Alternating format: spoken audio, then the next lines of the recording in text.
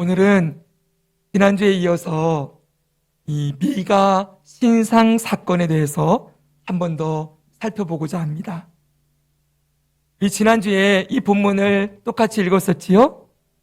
이 본문에서 우리는 에브라임 지파 가운데 있었던 미가라는 사람을 우리가 살펴봤어요. 미가는 어떤 사람입니까? 어머니의 은을 도둑질했던 사람이에요. 그런데 그의 어머니가 그 도둑질한 도둑놈이 누군지 모르고 막 저주를 퍼부으니까 미가가 도둑이 제발 저리듯이 그것이 찔림이 되고 또 두려워져서 어머니에게 훔쳐갔던 그 은 1,100을 다시 돌려드렸고, 그 어머니는 그걸 너무 기뻐하면서 뭘 했습니까? 그걸 여호와께 거룩히 드렸어요. 여호와께 드렸는데 그걸 가지고 뭘 해요? 신상을 만듭니다. 여호와께 드린다고 해놓고 신상을 만들고 있는 이 미가의 집을 한번 생각해 보세요. 그리고 이 미가는 자기 집에 신당을 차려놓고 있었어요.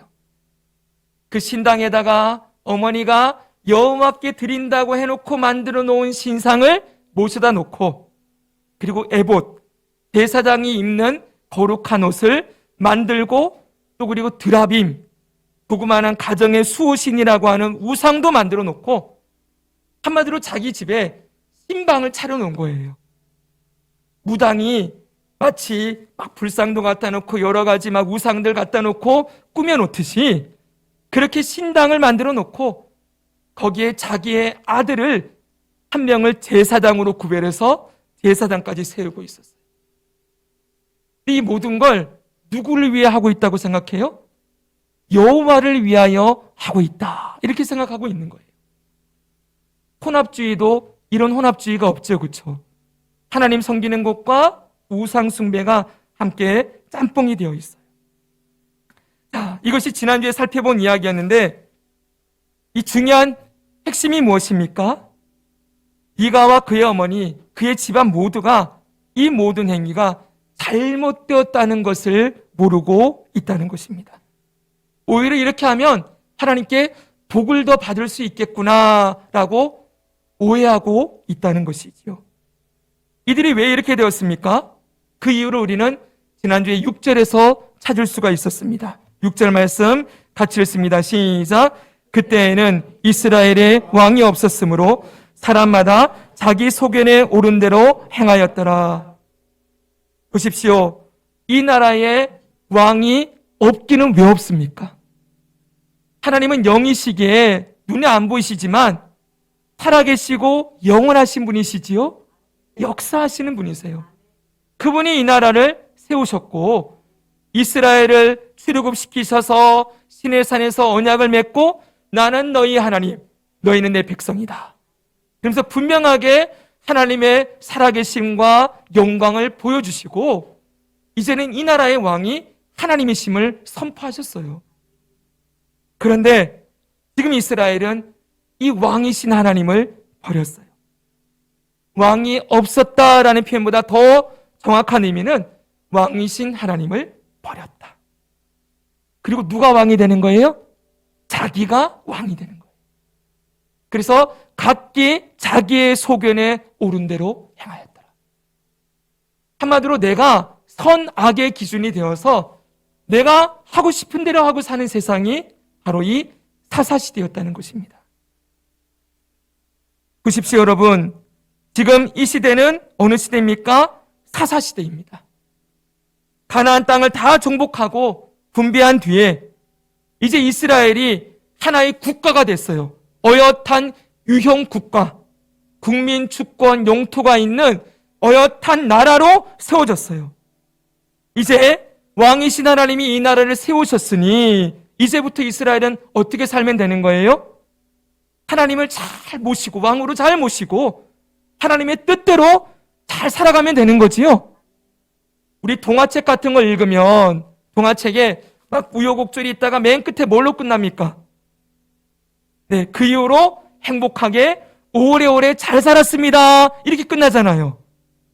마치 동화책으로 말하면은 지금 그런 입장인 거예요. 우여곡절이 많았어요. 430년 동안 노예 생활도 하고 또 10가지 재앙을 하나님 내리셔서 출애굽도 시켜주시고 홍해도 가르고 광야 40년 지나서 가나안 땅 7년 정복전쟁까지 했어요. 얼마나 스토리가 많아요. 그리고 이제 절정을 넘어가지고 드디어 땅을 다 차지하고 분배까지 끝난 거예요. 그럼 여기서 동화책이 딱 끝나면은 그 이후로 이스라엘 백성들은 하나님을 왕으로 모시고 행복하게 잘 살았습니다. 이렇게 끝나면 얼마나 좋았겠어요. 바로 그 내용이 사사기에 나와야 된다는 거예요. 하나님이 기대하시는 스토리는 바로 그것인데 이스라엘은 전혀 하나님의 그 기대와 뜻과는 상관없이 이제 좀 먹고 살만했더니 고생 죽도록 하고서는 이제 광야길 다 지나서 이제는 겨우 안정된 삶을 살긴 사나보다 했더니 이제는 지금까지 도와주신 하나님을 버려버리고 이제는 좀 살만하다고 내가 좀 괜찮다고 자기 마음대로 멋대로 살기 시작했다는 거예요. 그래서 하나님이 어떻게 합니까? 이런 이스라엘을 징계하시지요. 왜 징계합니까? 사랑하시니까. 하나님 버리고 살면 죽는 거니까. 하나님 없이 사는 인생은 생명이 없는 삶이니까 하나님이 사랑하시는 이스라엘을 그냥 둘 수 없어요. 그래서 이방 나라들을 도구로 삼아서 이스라엘을 때리기 시작합니다. 마치 부모가 잘못한 자녀 종아리를 회초리로 때리듯이 하나님이 징계의 채찍을 통하여서 이스라엘을 정신 차리고 돌아오게 만들지요. 이스라엘이 종아리를 막 막다 보니까 이 정신이 번쩍 들었어요. 그래서 하나님 잘못했습니다. 도와주세요. 회개하기 시작해요. 하나님이 그 회개를 들으세요. 하나님은 회개하는 걸 너무너무 기뻐하세요. 왜요? 회개가 바로 하나님께로 돌이키는 거잖아요. 회개가 시작되면 하나님이 때리는 걸 멈추는 거예요. 그래, 너 잘못했지? 너 다시는 그러면 안 돼. 너 그렇게 살다가는 죽어. 나는 너를 사랑한단다. 나는 네가 죽기를 원하는 하나님이 아니라 살기를 원한단다. 그래서 하나님이 그들의 부르짖음을 들으시고 사사들을 보내서, 사사의 뜻은 뭐라고 했지요? 대판관, 지도자, 이런 거예요. 왕도 아니고 제사장도 아니지만 하나님이 이스라엘을 구원할 구원자 사사들을 보내어서 그들을 다시 고난에서 건져내세요. 그럼 이제 또 살만해졌죠, 이제 평안함이 찾아왔죠. 그럼 또 뭐 합니까? 또 자기 소견에 오른 대로 왕이신 하나님을 버리고 또 자기 멋대로 살기 시작해요. 그러면 하나님이 또 채찍을 때리시죠. 그럼 또 잘못했습니다. 그러면 또 사사를 보내서 구원해 주시고 계속 이야기가 반복되는 게 사사시대였다는 거예요. 그래서 사사시대를 결정짓는, 사사시대가 어떤 시대인지를 분명하게 보여주는 구절이 사사기 마지막 장 마지막 절에 이렇게 되어 있다는 거예요. 사사기 21장 25절, 이게 사사기의 끝절이에요. 결론이에요. 뭐라고 나와 있습니까? 한 번 더 읽습니다. 시작. 그때 이스라엘에 왕이 없으므로 사람이 각기 자기의 소견에 옳은 대로 행하였더라. 참 안타까운 말이죠, 그렇죠? 그렇게 하나님이 이들을 끝까지 사랑하시고 구원하시는데 이들은 끝까지 자기 소견에 옳은 대로 행하는 삶을 살아가요. 그런데 오늘 우리가 이 본문을 조금 더 깊이 들여다봐야 됩니다. 이제 오늘 우리가 이 전체 설교를 들을 때 머릿속에 가지고 있어야 될 질문이 있는데 그 질문은 바로 이 시대가 왕이신 하나님을 버리고 사는 시대라고 했지요? 그러면 왜 왕이신 하나님을 버리게 되었을까? 왕이신 하나님을 버리고 왜 자기 멋대로 사는 시대가 되었을까? 원인이 있겠지, 원인. 그 원인을 한번 생각해 보자는 거예요. 그 원인, 이 질문에 대한 대답이 오늘 사사기 17장 7절부터 13절까지 이야기예요. 우리가 지난주에는 앞부분을 봤지요? 그 시대는 왕이 없는 시대였다라는 걸 봤고요. 오늘은 그러면 왜 왕이 없게 되었는가? 하나님의 왕되심을 버렸는가? 이것에 대한 해답이 오늘 7절부터 13절에 나와 있다는 거예요. 자, 먼저 7절과 8절을 읽어보겠습니다. 7, 8절 시작.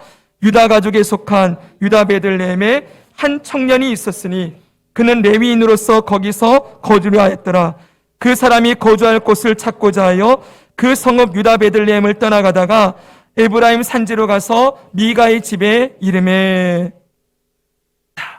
미가가 신상을 만들어 놓고 자기 아들을 제사장으로 세워놓고 살고 있던 그 집에 한 레위인이 찾아왔습니다. 원래 그가 살던 곳은 어디였다고요? 유다 베들레헴이에요. 유다 지파가 이 분배받아서 살고 있는 그 땅 베들레헴에 살던 레위인이 베들레헴을 떠나서 위로 올라가다가 에브라임 지파 땅에 미가의 집까지 찾아온 것이지요. 자, 자기 집을 찾아온 레위인을 향하여서 미가가 당신 어떻게 여기까지 왔습니까? 물었어요. 9절 보십시오. 미가가 그에게 묻되 너는 어디서부터 오느냐 하니 그가 이르되 나는 유다 베들레헴의 레위인으로서 거류할 곳을 찾으러 가노라 하는지라. 나는 지금 내가 거류할 곳을 찾고 있습니다 라고 얘기를 해요.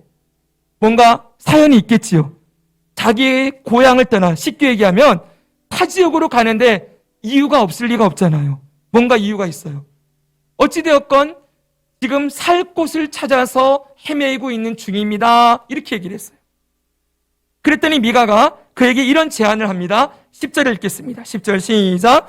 미가가 그에게 이르되 내가 나와 함께 거주하며 나를 위하여 아버지와 제사장이 되라.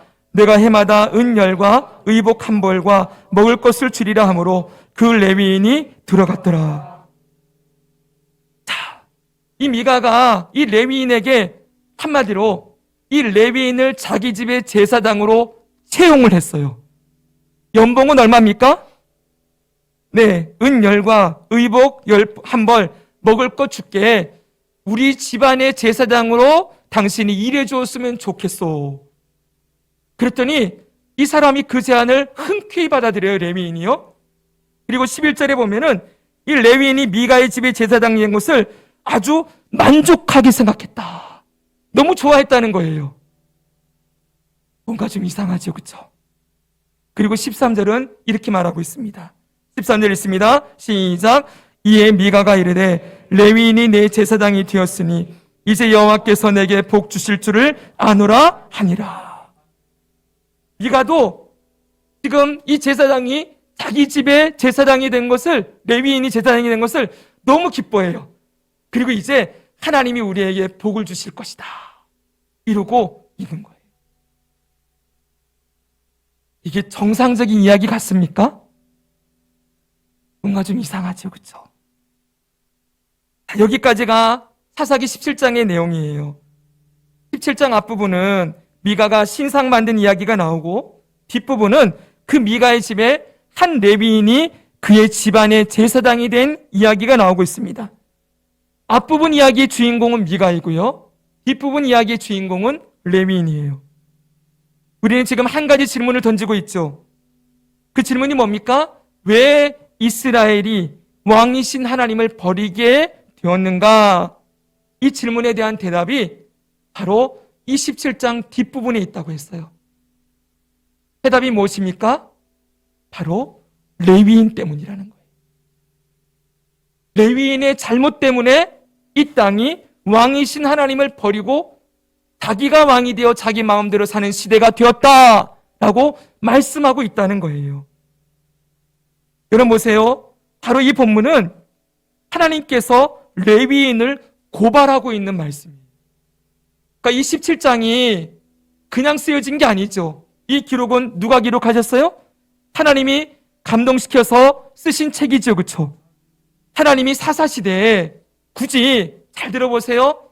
삼손의 이야기까지 딱 하다가 다음 마지막 사사는 사무엘인데 지금까지 사사기를 보면 사사 누구 나오고 그 다음 누구 나오고 누구 나오고 누구 나오고 이렇게 했는데 굳이 여기서는 삼손 이야기 하다가 사무엘 이야기 바로 하면 되는데 하나님이 하지 않고 4장에 걸쳐서 한마디로 덧붙여 놓은 에피소드를 첨가해 놓았다는 거예요. 이해되십니까? 삼손의 이야기하고 사무엘 이야기하기 전에 4장을 집어넣어서 여기서 뭔가 에피소드를 넣어서 전하고 싶은 메시지가 있는데 하나님의 메시지가 뭐냐 봤더니 레위인을 고발하신다는 거예요. 이 땅이 레위인들이 제대로 사명을 감당하지 못해서 이 땅이 이런 모양이 되었다라고 하나님이 그들의 죄를 드러내시고 계시는 거죠. 왜 레위인이 그럼 잘못했는가? 레위인이 뭘 잘못했는가? 이걸 우리가 알려면 배경 지식이 있어야 되겠죠. 그래서 성경의 역사를 알아야 돼요. 우리가 지금 역사적인 해석 방법을 가지고 말씀을 계속 보고 있는데 레위인이 어떤 존재였는지, 그들이 누구이고 무엇을 하는 사람들인지를 모르면 레위인이 뭘 잘못했는지를 모르겠지요. 그래서 레위인들에 대한 배경 지식이 필요해요. 먼저 알아야 될 것은 첫째, 레위인의 사명입니다. 사명. 자, 지도를 한번 보십시오. 지도를 보시면 이게 가나안 땅이에요. 더 위에 보면은 갈릴리 바다가 있고 요단강이 있고 밑에 사해가 있어요. 그 요단강 좌우편으로 이스라엘이 7년 동안 가나안 땅 정복 전쟁을 해서 얻은 땅을 분배한 거예요. 12지파가 분배를 받았어요. 그런데 여러분, 여기에 땅을 분배받지 못한 지파가 한 지파 있지요. 레위 지파입니다. 그러니까 이스라엘은 엄밀하게 말하면 13지파가 되었어요, 지금. 12지파인에서 레위를 빼내고 요셉의 두 아들인 므낫세와 에브라임을 집어넣어서 12지파가 땅을 분배받았어요. 그럼 레위 지파는 어디서 사냐? 어디서 사는가 봤더니 보여주십시오. 동그라미들이 보이죠? 여기 바로 레위 지파들이 살고 있는 성이에요. 총 48개인데 몇 개인지 세지 마세요. 그냥 해놨습니다. 별표가 있는 이 지역들, 여기는 하나님께서 레위 지파에게 48개의 성읍, 그러니까 12지파가 분배받은 땅에 48개의 성읍에다가 레위 지파를 뿔뿔이 흩어놨어요. 너희들은 여기서 살아라, 이렇게 했다는 거예요. 왜 하나님이 레위 지파는 이렇게 뿔뿔이 흩어져서 이스라엘 전역에 살게 하셨을까요? 이들이 할 일이 있기 때문이지요. 이들이 무슨 일을 해야 됩니까? 바로 하나님의 말씀을 그 지역에서 가르치는 일을 해야 되는 거예요. 보십시오. 지금 이 사사시대는 아직 성전이 지어지기 전입니다. 성전은 언제 지어집니까? 열왕기 시대에 솔로몬에 의해서 지어지지요. 그 전까지는 이스라엘은 성막을 중심으로 예배했습니다. 그렇죠? 근데 보세요. 광야 생활할 때에는 12지파가 성막을 중심에 두고 다 같이 생활했으니 매 안식일이 되면 성막을 중심으로 모일 수 있었지요. 그렇죠, 여러분? 그런데 지금은 다 흩어졌어요. 이제 가나안 땅 전역에 흩어져서 살고 있는 거예요. 성막은 어디 있냐면 실로라는 지방에 있어요. 실로. 그러면 매 안식일마다 실로까지 모일 수 있어요, 없어요? 없겠지요. 어떻게 해야 됩니까? 그럼 안식일을 지킬 수 없는가? 아니라는 거예요. 하나님은 레위인들을 각 성읍에 각 지파에 다 흩어놓고 매 안식일마다 레위인들을 중심으로 레위인들이 거주하는 성읍에 모여서 함께 하나님께 예배하고 말씀을 배우는 시스템을 만들어 놓았다는 거예요. 그러니까 레위인들이 해야 되는 일은 뭐예요? 매 안식일만 되면 그 지역에 있는 하나님의 백성들을 모아서 그들에게 하나님의 말씀을 선포하고 하나님 앞에 온전하게 예배하며 하나님을 섬기는 일을 감당하도록 하나님이 이들을 흩어놓으셨다는 거예요. 이해되셨습니까? 네. 그러면 두 번째, 하나님은 왜 이런 시스템을 세우셨는가? 왜 이런 방식으로 이 나라가 흘러가도록 만드셨는가? 잘 보십시오. 하나님은 영이시지요. 눈에 안 보이십니다. 그러나 살아계시고 영원하신 분이십니다. 그러면 눈에 안 보이는 하나님이, 왕이 그 나라를 다스리려면 어떤 방법을 사용해야 될까요? 눈에 안 보이는 하나님이, 왕이 나라의 백성들을 다스리려면 어떻게 이 나라를 다스려야 될까요? 쉬운 얘기예요. 여러분, 지금 우리나라 대통령이 청와대가 있죠, 그렇죠? 그 청와대가 있는 대통령을 우리가 매일 만날 수 있습니까? 없지요, 그렇죠? 근데 지금도 이 나라가 어찌됐건 그 대통령의 이 통치 아래 움직여지고 있어요. 어떻게 움직여질까요? 바로 법이 있는 거죠, 법. 이 나라 대한민국은 뭐가 있어요, 여러분? 대한민국 헌법이 있지요. 그 대통령이 그 헌법에 따라서 시행규칙들을 계속 만들고 국회에서 만들어서 땅에다가 법을 선포하면은 그 나라가 바로 대한민국의 대통령과 헌법의 지배를 받는 나라가 되는 거예요. 맞는 말인지 아무튼 이해하고 들으십시오. 바로 이런 거라는 거예요. 하나님의 말씀이 선포되어지고 그 하나님의 명령으로 이 땅이 다스려지기를 원하셨다는 거예요. 이해되셨습니까? 눈에 안 보이지만 왕의 명령이 이 땅에 선포되고 가르쳐지고 그 백성들이 안 보이는 하나님이시지만 그분의 말씀에 순종하고 그 뜻에 따라감으로 이 나라가 하나님이 원하시는 통치하시는 나라로 세워지는 것, 이것이 하나님이 세팅해 놓은 시스템이었다는 거예요. 이게 신정 통치국가이지요. 하나님은 이 땅을 말씀으로 다스리기를 원하셨어요. 그래서 뭘 주십니까? 율법을 주셨지요. 그 구약 성경의 율법이 613개라고 얘기를 해요. 10계명, 10계명을 중심으로 613개의 율법이 이 땅을 다스리고 있는 거예요. 백성들은 눈에 안 보이는 하나님이지만 그 말씀을 살아계신 하나님이 주신 말씀이라고 믿고 그 말씀에 순종할 때 왕이신 하나님께 순종하고 그분의 통치를 받는 그의 백성으로 살아가게 되는 것이죠. 그래서 여러분, 이 이스라엘이 하나님이 다스리시는 나라다라는 분명한 정체성이 세워지려면 누구의 역할이 제일 중요해요? 레위인이 너무 중요한 거예요. 레위인이 매 안식일마다 이 말씀을 가르치고 있어야, 그래야 이스라엘이 하나님이 어떤 분이신지 알겠지요. 우리 주일학교에서 오늘도 우리 아이들이 성경을 통해서 하나님은 어떤 분이신가, 하나님은 무슨 일을 하시는가, 이거 배운다고 했잖아요. 똑같은 거예요. 그 나라의 백성들도 보십시오. 이스라엘이 가나안 정복 전쟁을 했어요. 그리고 그 세대들은 죽겠지요. 그럼 누가 태어납니까? 다음 세대들이 또 일어나겠지요. 그러면 그들은 하나님이 누구신지 알아야 몰라요. 태어나자마자 여러분 자연 중에 하나님은 아버지십니다, 하나님은 살아계십니다, 애들이 얘기해요, 못해요? 예수님이 우리의 구주이십니다, 모르지요. 뭘 시켜야 되는 거예요? 교육이요.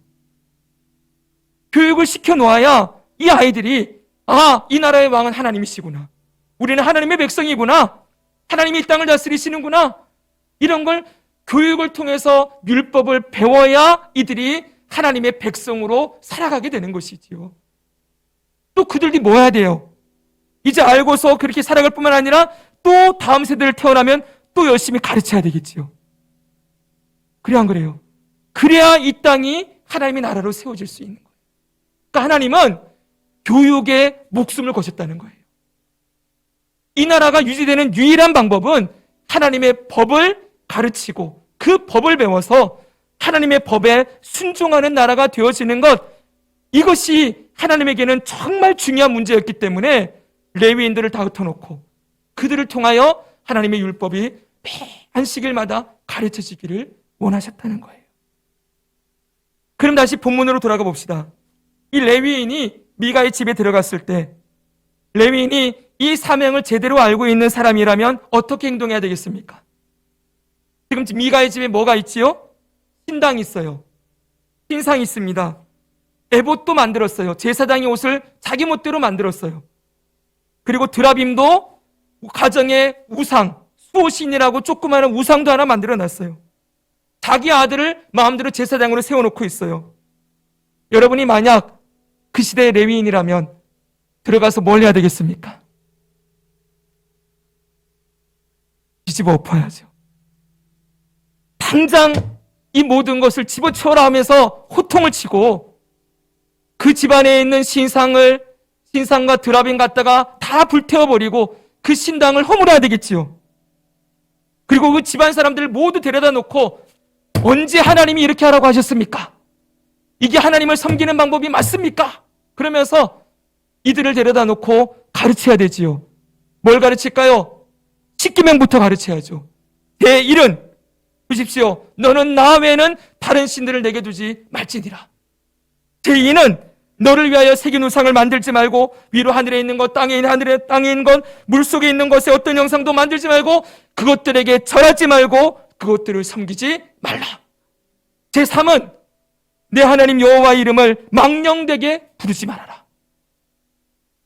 하나님의 법을 선포하고 이 가정을 바르게 세웠어야 돼요.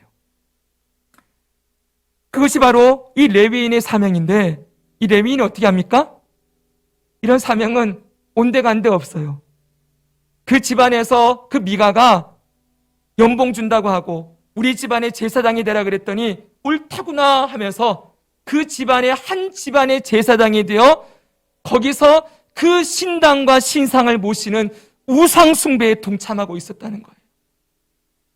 참 기가 막힌 일이죠, 여러분. 기가 막힌 일이죠.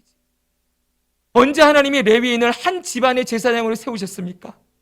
한 지역을 담당하는 48개의 성읍에 흩어놓아서 그 지역에 하나님의 나라를 세우고 법을 선포하고 그 지역의 영혼을 책임지는 사람으로 세우셨는데 한 집안의 제사장으로 들어가서 그가 행하고 있는 우상 숭배, 이 혼합주의를 책망하는 것이 아니라 동참하고 있어요. 이 사사기는 하나님이 기록하신 책이지요. 하나님이 이 현실을 보면서 얼마나 마음이 아프셨을까요? 이 미가의 행위도 너무 마음이 아프셨을 것이고 이 레위인의 모습도 하나님이 너무나 마음이 아프셨을 거예요. 우리가 이런 본문을 읽을 때 잘못됐구나 그러고만 지나가면 안 돼요. 이걸 하나님이 어떻게 보셨을까? 하나님의 마음이 어떠셨을까? 여기서 우리는 하나님의 마음을 읽어낼 수가 있어야 돼요. 사랑하는 성도 여러분, 하나님은 모든 것을 아시고 다 보시는 분이라고 했지요? 오늘 우리의 삶도 한번 돌아보십시오.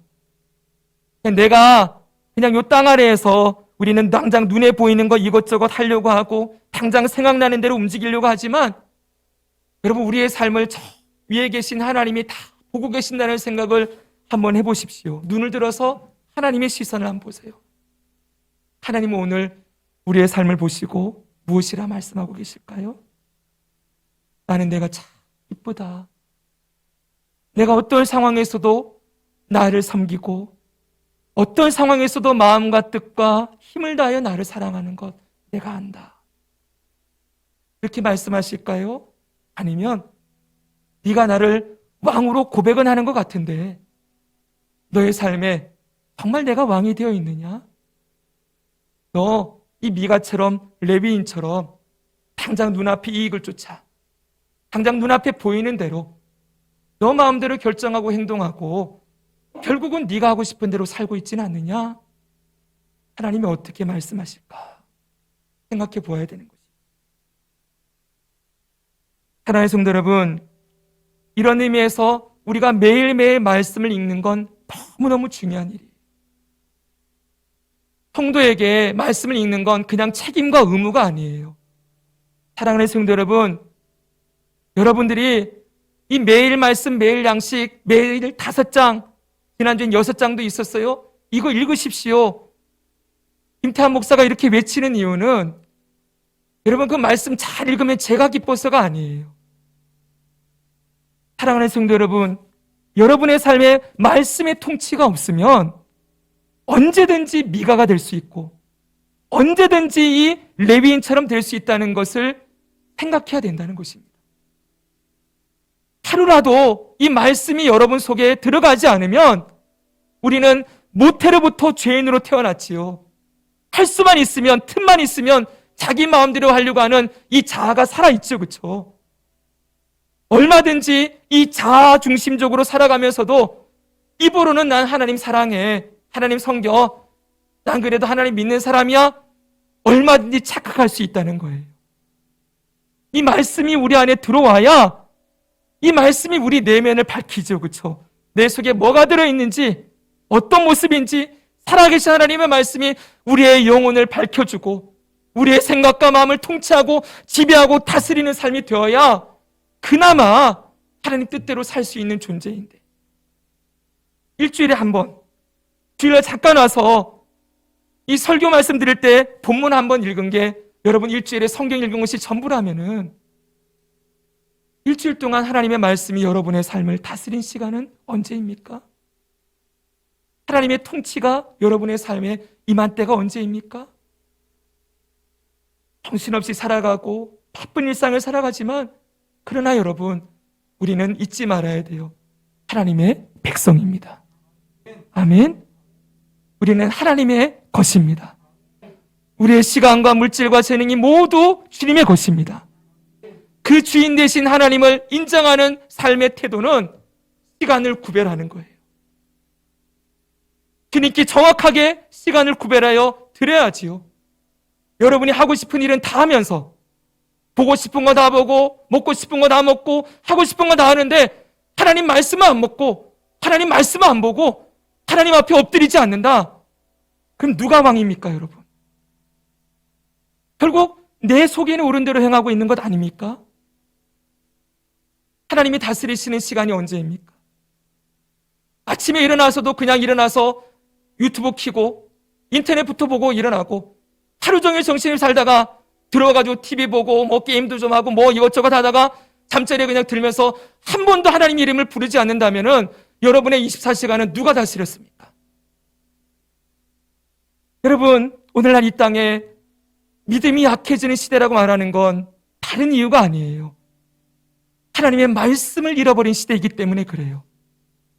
말씀의 홍수가 이렇게 TV만 켜고 유튜브만 켜면 수많은 목사님들의 설교가 있지만, 그것도 골라 듣기 좋지요. 내가 듣고 싶은 것, 내가 흥미가 가는 것, 이런 것만 몇 개 골라 듣고, 여러분이 정말 하나님이 우리에게 주신 이 성경 말씀을 직접 읽고 듣고 먹지 않고 있다면 여러분의 영혼이 지금 심각한 상태에 있다는 걸 잊지 마셔야 됩니다. 성도 여러분, 오늘 여러분들을 책망하려고 드리는 말씀이 절대 아니에요. 오늘 저를 통해서 주님께서 여러분들에게 주시는 말씀이라고 들으시길 바랍니다. 사랑하는 성도 여러분, 말씀이 없으면, 성경에 보면 이런 말씀이 있어요. 보십시오. 잠언의 말씀 보세요. 묵시가 없으면 백성이 방자히 행하거니와 율법을 지키는 자는 복이 있느니라. 묵시, 하나님의 말씀이에요. 말씀이 없으면 백성이 방자해진다는 거예요. 하나님의 통치를 안 받으니까 자기 마음대로 하지요. 오만하고 교만하고 자기 자랑하고 자기 의를 드러내고 자기의 정욕 따라 살아가게 되어 있어요. 그러나 율법을 지키는 자는 복이 있느니라. 오늘날 신학시대는 율법 필요 없어. 율법이 필요 없는 거야. 우리는 어차피 예수님 믿고 구원받았으니, 우리의 죄를 다 용서했으니 어떻게 살아도 구원받아. 천만의 말씀이요. 여러분, 이제는 이 율법을 지켜서 우리가 구원을 얻는 건 절대 아니지만, 예수님 믿고 하나님의 백성이 되었으니 이제는 이 율법이 우리 삶의 지침이요, 우리 삶의 기준이 되어야 하는 것입니다. 예수 믿는 사람은 하나님의 율법을 따라 살아가게 되지요. 살아가려고 몸부림치지요. 사랑하는 성도 여러분, 또한 이 말씀은 우리에게 아주 중요한 교훈을 하나 더 주고 있어요. 뭐냐 하면, 우리가 이 시대에 레위인의 사명을 가지고 있다는 것, 그것도 알려주고 있어요. 지금 이 신약 시대에는 레위인이 있습니까, 없습니까? 없지요. 제사장이 있습니까, 없습니까? 없습니다. 왜 하나님이 이 직분을 다 없애셨을까요? 이미 예수 그리스도께서 이 땅에 오셨기 때문에 이제는 더 이상 구약의 제사법이나 구약에 이런 직분들을 하나님이 다 폐하셨어요. 그러나 없어진 게 아니에요. 누군가는 이 역할을 해야 되겠죠. 레위인의 역할. 누가 하라고 했습니까? 목사님이 하라고 했습니까? 아니죠. 모든 성도들이 이 레위인의 역할을 하라고 불러주셨습니다. 성경 말씀 봅니다. 베드로전서 2장 9절입니다. 같이 읽습니다. 시작. 그러나 너희는 택하신 족속이요 왕같은 제사장들이요 거룩한 나라요 그의 소유가 된 백성이니 이는 너희를 어두운 데서 불러내어 그의 기이한 빛에 들어가게 하신 이의 아름다운 덕을 선포하게 하려 하심이라. 아멘. 보십시오. 하나님은 모든 성도들을 향하여 너희는 택하신 족속이요 왕같은 제사장이다. 여러분, 레위 지파 중에서 아론과 그의 아들들이 제사장의 직분을 맡았지요. 아론과 그의 아들들은 레위인인 동시에 제사장인 거예요. 보십시오. 저와 여러분이 왕 같은 제사장이래요. 이 시대에 레위인이 없어진 게 아니라는 거예요. 이제는 모든 성도가 레위인이요 제사장으로 부름받았다. 성경은 분명하게 알려주고 있어요. 그럼 성도 여러분, 우리가 오늘 레위인으로서 해야 될 일이 뭐겠습니까? 매일매일 내가 하나님 말씀을 배우고 연구하고 공부하고 그 말씀대로 살아가는 일, 첫째라면 둘째는 뭐예요? 이 말씀 가르치는 일을 해야죠. 이 말씀을 전하고 나눠야 될 사명이 목사에게 있는 것이 아니라 여러분 우리 모두에게 있다는 것을 우리가 꼭 기억해야 된다는 거예요. 사랑하는 성도 여러분, 특별히 여러분들에게는 하나님께서 가정이라는 교회를 맡겨주셨습니다.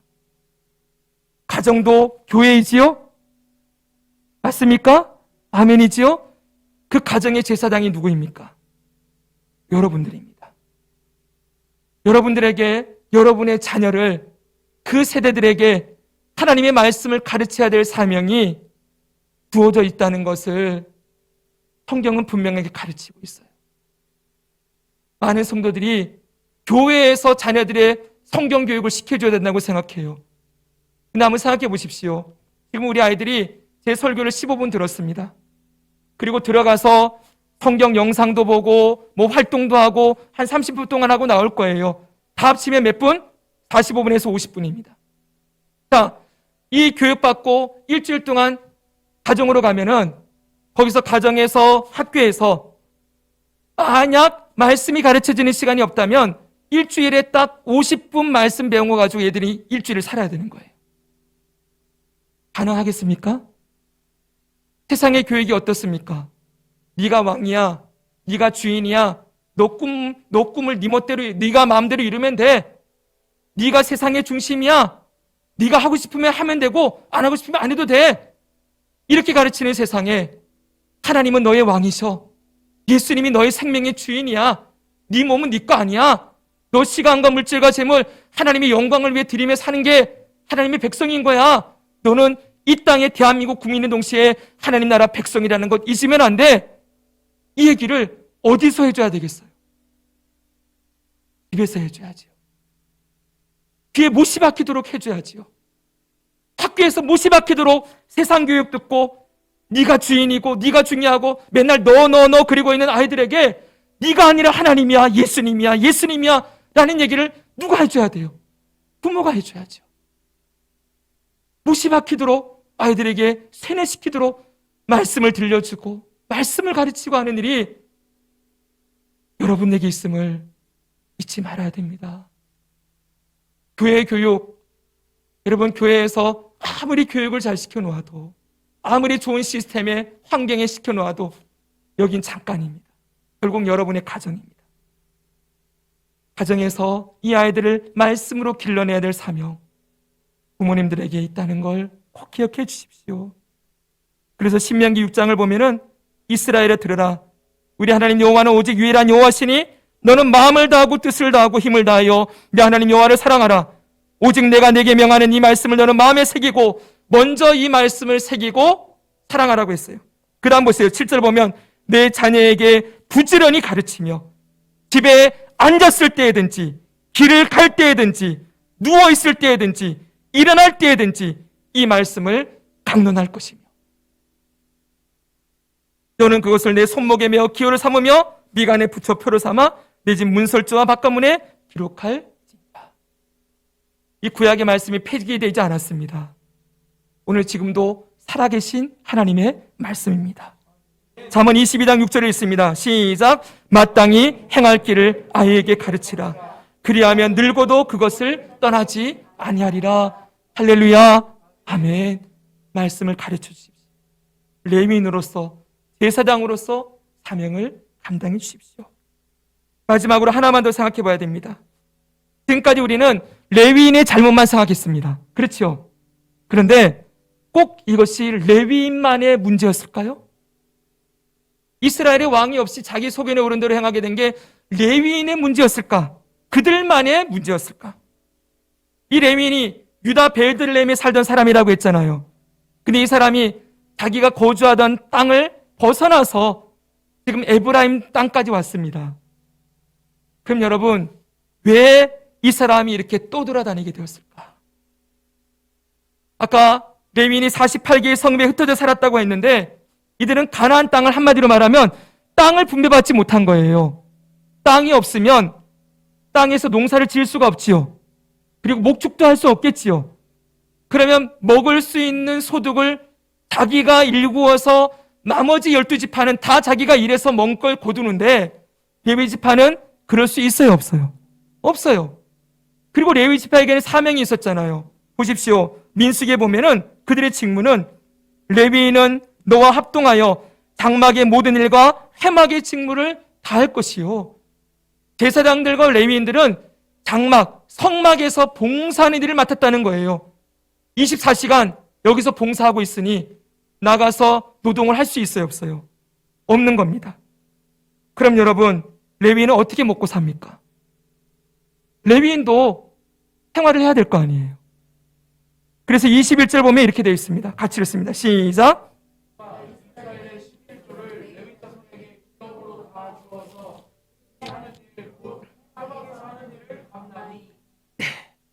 레위인들에게는 그 소득이 뭐예요? 이스라엘의 11조였어요. 24절에 보면은 이스라엘 자손이 여호와께 거제로 드리는 11조를 레위인에게 뭘로 주었다고요? 기업으로 주었으므로 내가 그들에 대하여 말하기를 이스라엘 자손 중에서 기업이 없을 것이라 하였노라. 정리하면 하나님은 레위인들에게 땅을 분배해 주지 않으셨어요. 왜냐하면 레위인은 성막에서 봉사하는 사명이 있었기 때문이지요. 성막에서 봉사를 하느라 농사도 지을 수 없고 목축도 할 수 없는 레위인들을 위하여 하나님은 이스라엘 백성들에게 그 농사한 것과 목축을 한 것의 11조를 레위인의 몫으로 주셨습니다. 그러면 여러분, 이제 이 레위인이 왜 베들레헴을 떠나 또들이 생활을 하게 되었는지 그 이유를 알 수 있지요? 이 레위인이 왜 미가의 집에 갔을 때 은열과 의복 한 벌 먹을 것 주겠다고 했을 때 만족하면서 그 집에 거주하게 되었는지 이유를 아시겠습니까? 지금 이 땅의 백성들이 하나님께 드려야 될 예물을 제대로 드리지 않아요. 대사가 무너지고 11조도 드리지 않고 아무 직분 그 사명을 감당하지 않고 있으니 레위인들이 먹고 살기가 힘들어졌어요. 그래서 그 지역을 떠나서 어떻게 하는 거예요? 누가 나 먹을 것 주는 데 없나? 옷 한 벌 줄 데 없나? 이러고 떠돌아다니는 상관이 된 거예요. 한마디로 백성들이 하나님을 버리고 자신들의 책무를 버린 결과가 레위인들의 타락을 가져오게 된 것입니다. 레위인은 레위인의 책무를, 백성들은 백성들의 책무를 감당하지 않은 결과가 바로 이것이지요. 누가 더 잘못했는가? 누가 먼저 잘못했는가? 이건 닭이냐 달걀이냐 이런 문제일 거예요. 레위인들이 가르치지 않았으니 하나님 안 섬겼고 버렸고, 그래서 결국 레위인들이 힘들게 되었다. 근데 백성들이 제대로 제사 안 드리니까 레위인들이 먹고 살기 힘들어서 떠나서 말씀이 제대로 가르치지 않았다. 이렇게도 얘기할 수 있겠지요. 그러나 한마디로 모든 백성이 왕이신 하나님을 저버리고 하나님의 통치를 저버린 결과, 하나님 예배함, 하나님께 구별함, 하나님께 섬김과 헌신을 잃어버린 결과가 오늘 이러한 참혹한 현실이 결과로 나오게 된 것입니다. 사랑하는 성도 여러분, 레위인은 레위인의 직무를, 백성은 백성의 직무를 바르게 감당할 때 하나님의 나라가 바르게 세워지는 것이지요. 우리 각자에게 주어진 사명 힘써 감당합시다. 여러분들은 레위인 동시에 또 누구입니까? 하나님의 백성입니다. 성도입니다.